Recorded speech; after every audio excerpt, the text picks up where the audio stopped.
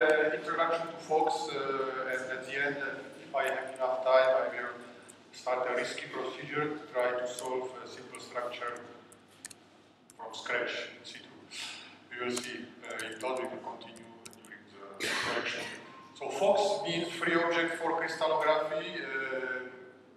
Objects mean because it is programmed in a strongly object-oriented manner, and free because it is programmed under the open source license. Fox is a program for structure solution from powder or single crystal or electron diffraction, any scattering data, X-ray, electron diffraction, powder, single crystal. But of course, the main idea was to write it for powder data. It's a program using global optimization method. It means working in direct space. And from the algorithms which Kenneth has presented in his talk, this program uses simulated annealing in parallel tempering variant. So it's reverse Monte Carlo type method. You have seen already this algorithm which Kenneth has shown many times, the basic algorithm of direct space method. So the algorithm of global optimization is sitting here. It's there where you use simulated annealing or genetic algorithm or any other. Fox came in the world at the end, or started to be developed at the end of the 90s.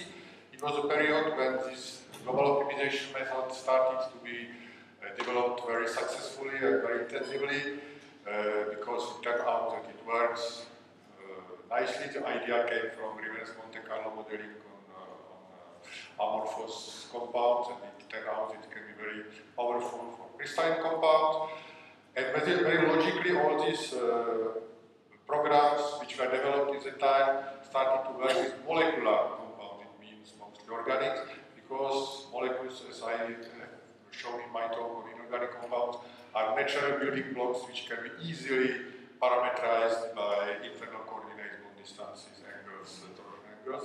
So that's logically what this direct space method requires.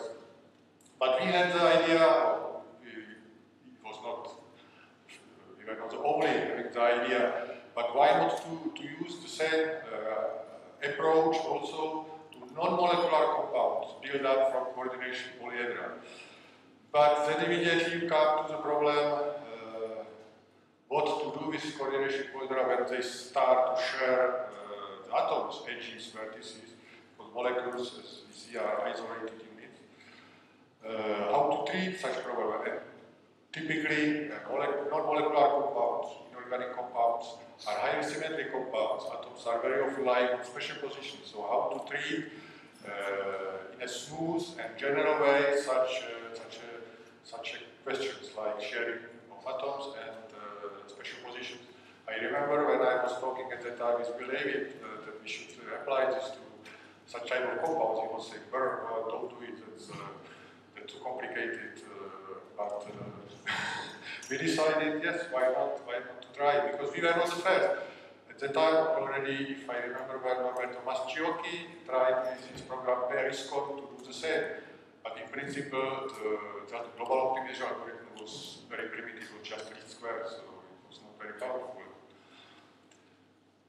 So the idea, as Kanashakan already showed in his talk, is that you have the building unit described with some internal coordinates, all of the same internal coordinates, like bond angles, bond distances you can use from polyhedra, and you are global optimizing some starting random structural model, and you are watching what's going on with your powder data, and you start to globally optimize your model to fit the powder data. Fox appeared or was released first around 2002 or rather 2003. You have the four basic papers when you can read everything about Fox. You have them also on your USB key, the PDF files of these publications.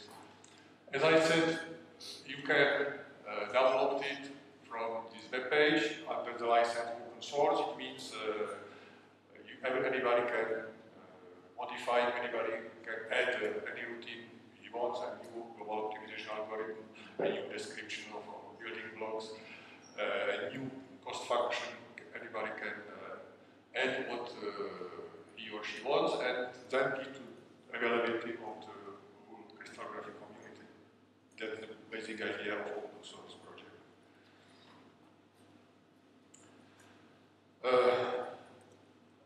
Complex structure can be solved from bounded data without any problems, using any method if you have good data, high resolution data, well, high resolution data with high noise or low noise. This is an example which already Peter Stevens has shown in his talk about magnesium borohydride, solved independently but by two groups by using direct space method or reciprocal space method. The same results obtained with about the same effort, I would say. The power of direct space method, well, these are the high resolution data as you can obtain them from strip detector MyTem2 and the SLS, for example. So that's easy. The strength of direct space method comes when you have low resolution data. It means the peaks are broad, overlapping, the peaks are weak, and the information stops at low resolution. In that case, you have absolutely no chance to extract reliable intensities, to use any method which needs extracted intensities and which needs certain atomic resolution. And that's, in my opinion, the only way how you can get some structural models. What is important, in my opinion, is low noise such data. So you need really to have very well defined powder pattern with low noise that you can recognize each weak peak, which belongs to your phase of interest. By the way, your phase of interest is this one. So this peak is just reticular. And such good data, of course, you can nowadays obtain thanks to modern two-dimensional or one-dimensional solid-state detectors. You will simply need to count a lot of photons for X-rays. Well, this is just verification that such a structure solved from lower resolution data is correct because you find a beautiful structural relation to the equivalent structure just from producing another cation from high resolution data. I had no time to show this slide during my talk on organic compounds, so I'm afraid to show that now. In direct phase method, as Kenneth said, you have to use some cost functions, so logically it's RWP, the agreement of powder patterns as defined in ritual method, or chi square. That's a typical cost function, and then you have to decide whether you work with the full profile, so you take each point in the profile like independent observation, or with integrated intensities. So, as Kenneth said, you can work with extracted intensities and keeping the covariances between intensities, or you can simply integrate the peaks within certain limits, but independently in observed data, and you have always such information in your calculated data. So you are not doing profile fitting. That's what we are calling integrated profiles. Of course, if you have too much overlap, you do not solve the problem. So then it's better to work with point intensities. And this overlap is not so severe. You can increase the calculation speed because then it's equivalent more or less to working with integrated intensities, covariances, and you do not suffer so much from wrongly estimated profile shapes. So this is the default cost function in Fox, but you can switch it to RWP. Then the advantage of direct space method is that you can combine this diffraction cost function with any additional information you can get from any additional method. So you can combine, for example, this energy minimization, minimizing the potential energy of the crystal, as is done in several programs available in Topaz, for example. our program can do it also. But don't forget that it's computationally costly, so for the moment there is nothing like that in Fox. Instead of that, we are using at least some basic idea about the energy, simply anti-bound distances, simply keeping the atoms on the reasonable distance, minimal distance between them. So that's what is called anti-bound. And if two atoms are coming too close, the cost of this anti-bound cost function is increasing and is penalizing such a solution like not very probable. Unless you try to merge two atoms of identical type, then such cost function goes down and allows merging. That's what we call dynamical compatibility. I will come back to that later. What is available also as an additional cost function is a simply sum of bond balances. This is defined in bond balance theory.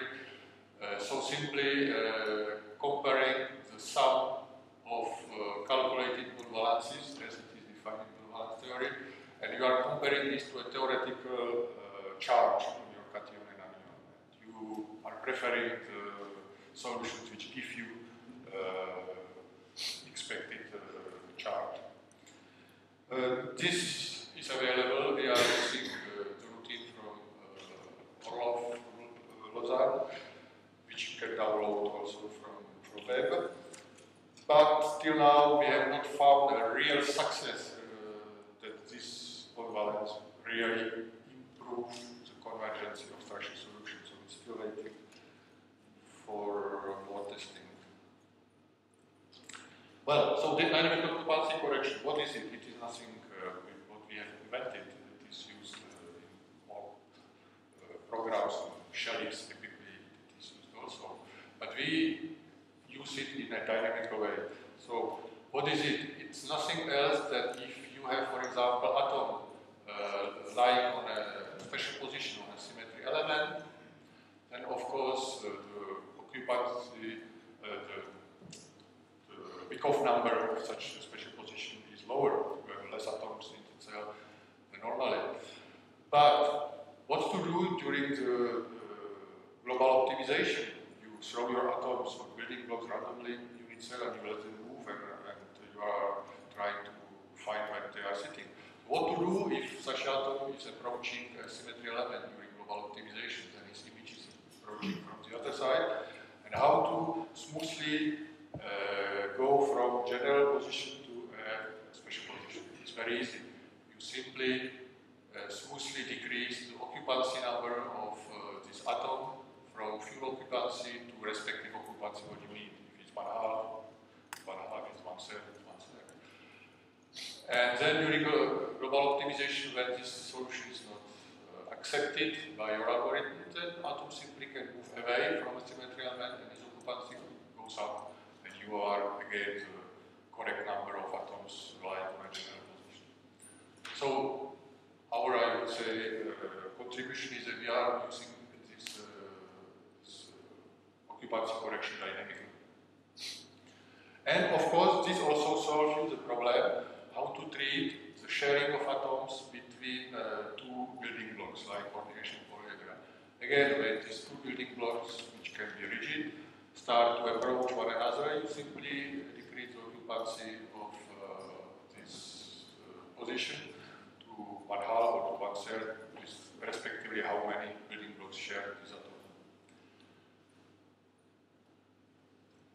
It has turned out a posteriori that this is very useful for treating the cases when you are not 100% sure about your chemical composition of the unit cell, how many atoms of one type you have in the unit cell.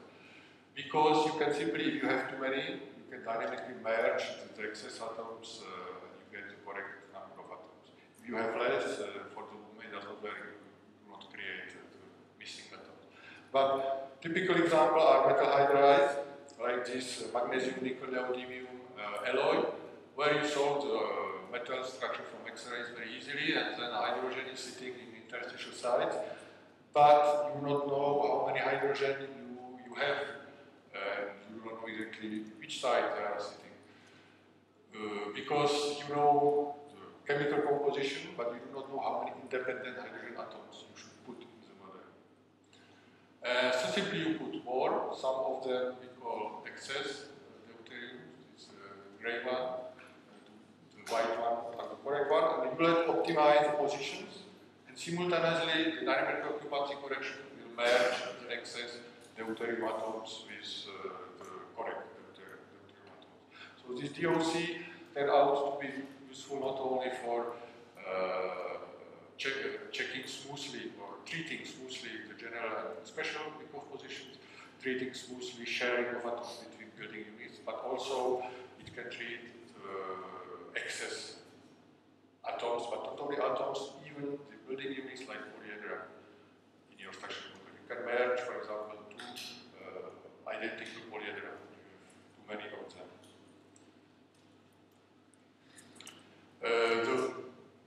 As Kenneth already showed, the building blocks in direct space method are the best described by internal coordinates, by the Z-matrix approach.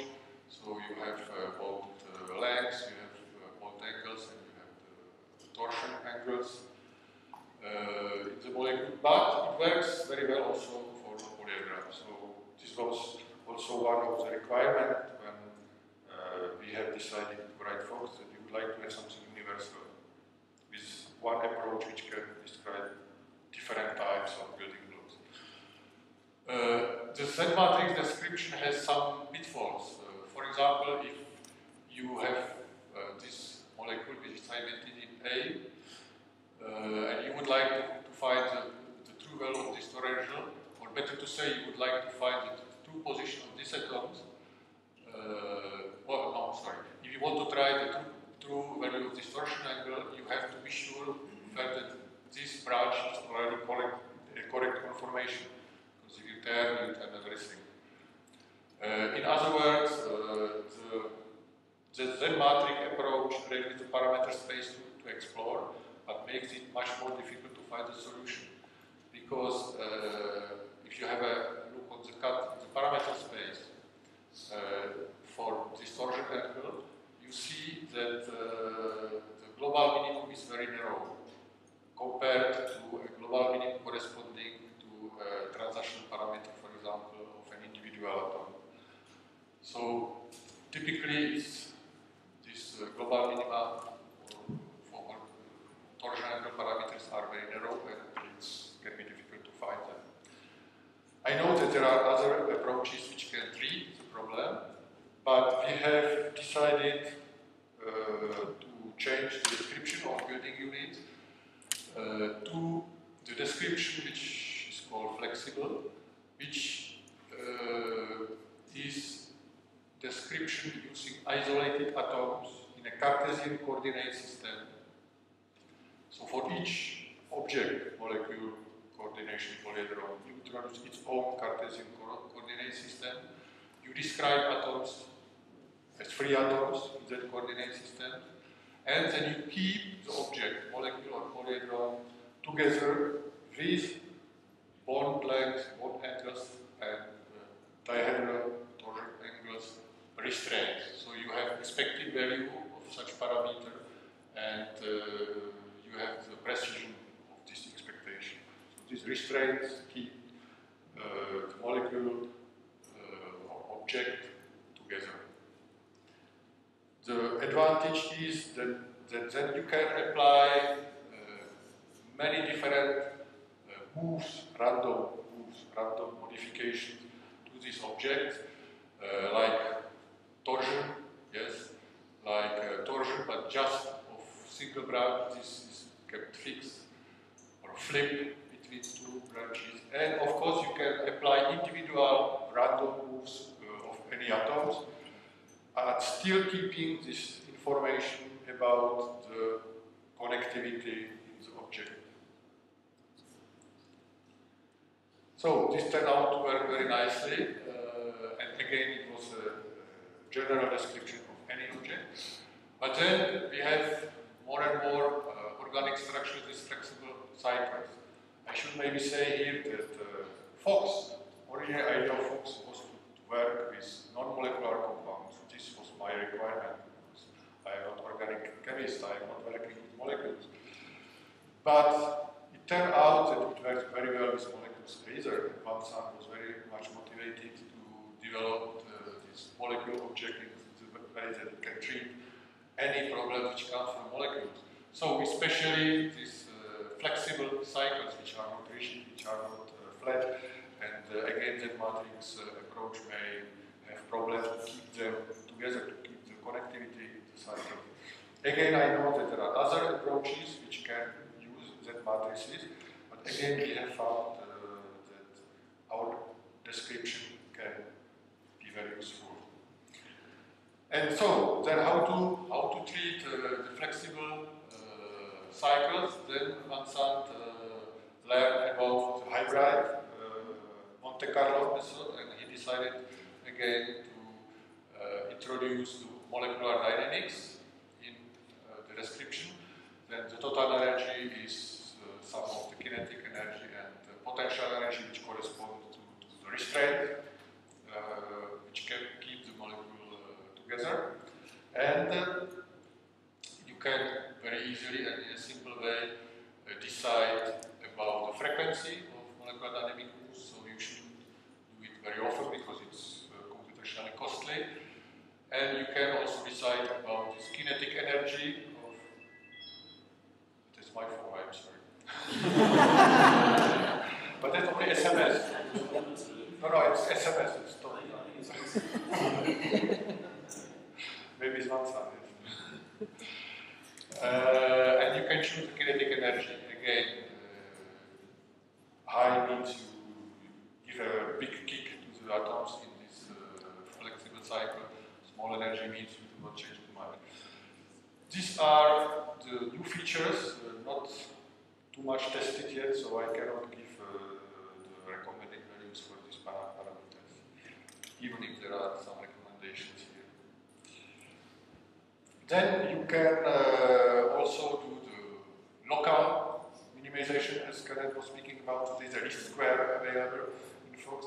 In principle, there is a full least square routine available in Fox, so Fox can be developed to full retail program, but we do not want to do it because it's very, very, very time costly. You have to, once you decide to write a retail program, there's so many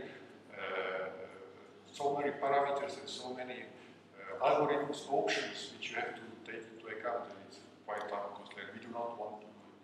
But there is at least a least square routine available, so you can regularly, locally optimize your structure with least square. It turns out that it helps, and well, yes, it turns out that it helps, and even Kenneth has shown that there are the proofs, or it was shown that even just downhill minimizing can give you to the correct structure solution. And also, you can define some cycles as a rigid body, if they are rigid. That's also easy. And that's about everything what is new and which should help to solve the molecular structures. Then, a few features. So, of course, there is auto-indexing. When you read about the pattern, you can index it. I think this is the only slide which I have. Yes. We are using in Fox the dichotomy routine, which was not too much discussed in the presentation of Peter Stevens. Dichotomy routine is the same which is used in the program Pitfalls, which you maybe know. In my opinion, it's one of the most successful routines, dichotomy. Because it is a systematic search, but very intelligent systematic search. It systematically threw away half of the space where it shows that the solution is not present in that half, it must be present in the second half. So it's very intelligent in decrease the space which needs to be examined. And in my opinion, the power of this routine is that if the peaks you give to this algorithm belongs to the phase, it will find the solution, even if some peaks and low angles are missing. The dichotomy routine will find the solution. Of course, if you give some peaks which disturb, which belonging to that phase, and you do not say it to the algorithm, then it will not find the solution, but no algorithm will find it. So I will do also some demo on auto-indexing. Then once you index, of course, you can do the profile fitting and by extraction. So in principle, you can extract the integrated intensities if you want, but we do not use it for extraction of intensities, but mostly for checking the space groups, symmetries, of course, and for having extracted intensities for Fourier maps. Well, so you can change the parameters, profile parameters, all parameters which you would like to refine during the profile fitting. Yes, then there is a very simple space group explorer. It does nothing else than it simply runs Lebesgue fitting in all possible space groups which are compatible with your lattice. So take care, don't use it for cubic cells, but for example for monoclinic cells, it can rapidly give you the idea about the correct space group. So we use the extracted intensities for Fourier maps, which you can overlap with your current structure model, and you can, of course, show calculated Fourier maps, observed Fourier maps, or different Fourier maps. You can import the Fourier maps calculated by other software, and this helps you to identify the wrong conformation or wrong position. Simply helps you to identify what is wrong with your structure model. At the end, we have export to Fullprof. So Fox finds the structure, and then you have to go to a retail program. So it's easy to go to Fullprof. You can export the PCR file very easily, including the rigid body restraints, because if you have a rigid body in Fox, it will export the atomic positions, but also the restraints. Then it's easy for you to follow the refinement in Fullprof, for example. We can work with time-of-flight data. So if you have time-of-flight neutron data and you would like to solve RPTC or something, then you can do it. It's not very, we do not support everything, but there is no support for non-constant step data, which is probably the big disadvantage. And we have only one profile function, but that's enough. For a structure solution, that's enough. I have learned with pleasure that there is one structure solved by Fox from Electron diffraction data in this paper, recent.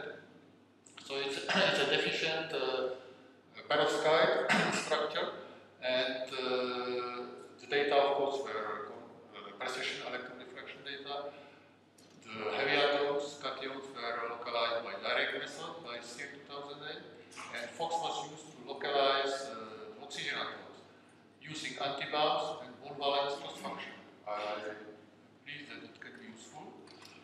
And of course, the two structure models were proposed by Fox with respect to the oxygen positions, and by Ritwell refinement and DFT minimization, it turned out that this one is correct, and you see the model in different projections, and you see the perovskite cation side, some of them are missing, and oxygen sides in perovskite structure, again, some of them are missing. So it's perovskite efficient structure. You can do profile fitting with Fox. So my colleagues in Prague, while making a real structure, modeling these locations, strain size, and so on, has decided to use the global optimization routine in Fox to do the profile modeling. So they have introduced different models describing the line boundary from these locations, taking photos, and so on. And you can optimize the parameters of this model using the reverse Monte Carlo parallel tempering routine in Fox. And it turned out that it works nicely. So for such version of Fox, you have to contact my colleagues in Prague. Fox can run on grid. So that's possibility also to distribute the calculation on grid on your computer, if you have multi-core processor, or on grid on any network. There is a tool application which allows you to do it easily. As any direct space program, Fox should be running a multi-solution run. It means you run several times the global optimization, and then you compare the solution, and of course if one solution repeats several times, the probability is higher that this one is the correct. For such, of course, you can run Fox in multiple solution run, and for comparing the different solutions, again, my colleagues in Prague has written a small application called Crystal CNP, which allows you to superpose different solutions and to calculate different parameters saying about the similarity of the solution. The most easy parameter is this, simply calculate the PDF, distribution of pair distances between atoms, and the solution identical, just differ by the origin position, then the PDF must be the same. Conclusion and acknowledgements. First of all, thanks to Vansam, because Fox is his baby. I haven't written any line of the source code because I'm not able to do it. So it was Vansam who has written everything, now in Grenoble. So for any programming question, you have to ask him. Many thanks to Yuri Andreev from San Andreas, because when we decided with Vansam to work on it, we went to San Andreas to discuss questions with Yuri, who had already many experiences, direct experiences. To my colleagues from Prague, who developed some tools, and of course to Lachlan Kranchvik for so many reasons. He participates always very actively in any discussion, any development. Maybe know Lachlan disappeared tragically in the winter 2009-2010 in Canada. And improvement on Fox on user feedback. So it is open source project, you can do what you want, you can modify as you want, but you can also send the feedback and in feature requested. There is a mailing list on this web page of Fox, which is wiki page, so it follows the rules of wiki. That's all, but I have the time still. How much? Yeah, still 8 minutes. 8 minutes. Okay, let's go for questions.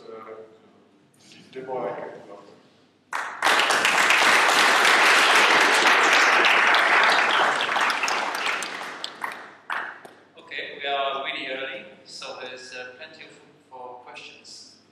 Yes? Hi, I have a question and one request. The question is about dynamical occupancy correction. You showed us a graph, so it looks like it goes for a mirror plane from 1 to 1/2, like with a curve. But the two possible values are 1 and 1/2. So shouldn't it be like a 1 or 1/2 function? Well, it should be smooth because this reverse Monte Carlo algorithm needs a smooth move. Okay, that's enough. And my request is about peak indexing. So I see that you have all the people that have spoken till now have different. All the folks have different opinion on peak indexing programs and softwares and features. And the lesson we had was, online, and we didn't manage to get some questions and answers. Is there a possibility to get a discussion about that? Well, I guess we can do that during the workshop this afternoon. Do you want? No, I mean between all the speakers, because I'd like to see them quarreling about that. I'm not joking. Maybe it's not going to be easy to do that now. But, I am trying to find out who is the best expert on indexing in this community, but we don't have Daniel Ware here, we don't have Alan Coelho here. well, I suggest it's a good discussion to grab some of the speakers to dinner. Or you want to answer, Ken, or somebody in the audience?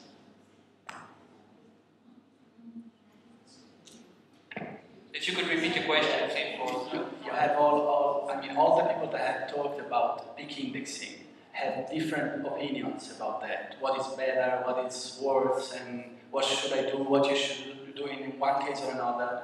And I'd like to see a discussion between you all about that. I get what you give us.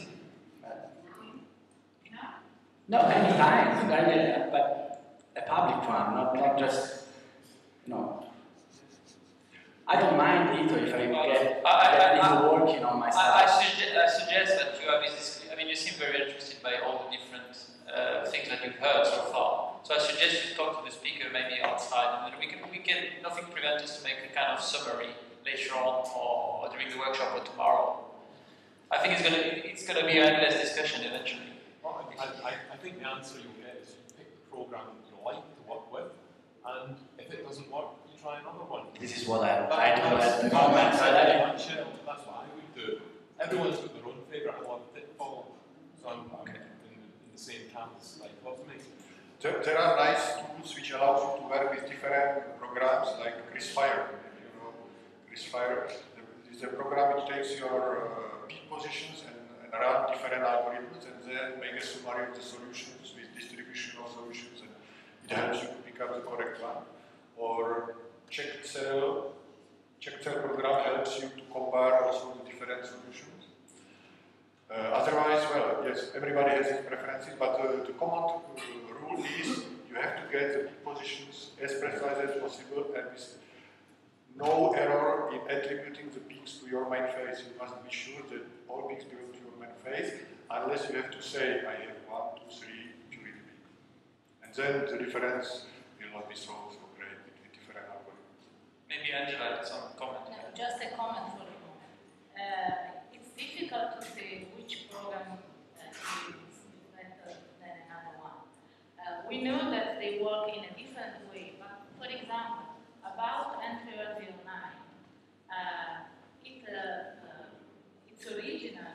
the original program is N30, but now it has been modified, so it works in a different way, and so it explores a space larger with respect to the previous N30 space.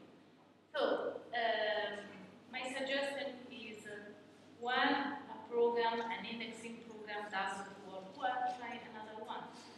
It's not a good suggestion from a theoretical point of view, but with powders it's so. It's the same for structured solution, it's the same from space group, and so on. I think it's not a good answer, I know, but it's It's fair enough. Okay, other questions? Yes? Thank you. I'm Paolo Mazzeo from University of Bologna. My question is on molecular dynamics and rigid body. Is possible to give an energy kick, as you described, of all the rigid body, or only on the flexible part of the molecule? The energy kick will be given to the whole object molecule. So the whole object, which is in all atoms which are in the one object called molecule, will have the same kick. Okay. For the moment, it varies for the. So you have to split your molecule maybe into fragments if you want to give a kick only to one part. It's perfect. Okay, thank you. More questions? Yes? Sorry, Matteo from South Africa. When using Fox, I find that when I explore all the possible space groups, it explores not just one of the cell that I chosen, but also, I don't know, it starts from hexagonal molecule, from P1 and it goes from. Yes. Even if I chose a monoclinic setting. Yes, of course, it explores all lower symmetries also, because maybe you're. Yeah, lower symmetries, but even higher symmetries. It doesn't stop when it takes. No, if you are in monoclinic lattice, for example, and the surface will explore, it should start at one clinic and only go down to P1. Okay, I must have allowed my version that is not. But I can show you this. Sounds like a good exercise of the workshop. Yeah. Thanks. More questions? Okay. Well, we are really early. We are 10 minutes early. So, that's what you have when you have a French guy chat. We're very good at organization, as you know. So if we have still 10 minutes, Yeah, would suggest is maybe we break for coffee now, and then we can, what the speaker suggested today is that we split the room in two parts. The one that works with Expo and the one that works with Fox. And then each of the tutor for the workshop will go through some explanation of what needs to be done. In the case of Angela, she has a full example that she wants to describe. And also, you want to show maybe along the way during the workshop a few hints and tricks. Yes. Just give me 2 minutes. So for people who would like to work on Fox, I wanted to